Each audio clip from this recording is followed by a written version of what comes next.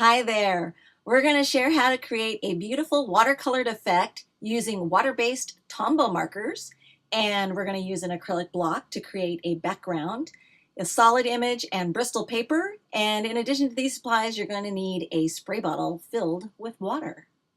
So the first thing we need to do is prep that Bristol panel, and I want to create a backdrop, and I'm going to use my acrylic block for creating the backdrop, and I'm just going to lay down some color using the horizontal, the long side of the tip of the water-based marker, because that gives me the most amount of coverage. And I'm starting with my lightest colors first and then moving towards my darker colors. And there's no rhyme or reason to this. I'm just putting the colors down where it's like, oh, I think that'll look good. Just winging it, and that's fine. And then when I spritz it, I'm going to get a nice bead of water built up there, and it's going to start marbling the colors. And as I flip that block over, I can see through it, so I know exactly where I'm going to place it.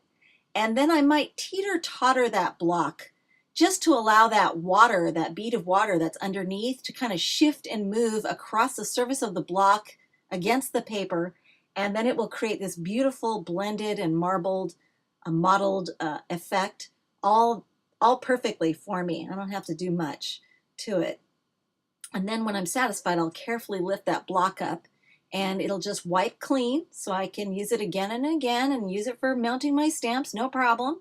And then I have some excess water there, and I wasn't happy with that, so I just took a paper towel or a Kleenex and just blotted that excess away, and it's fine. I don't mind the fact that it strays outside the lines of the acrylic block. I think it looks more painterly or artistic that way.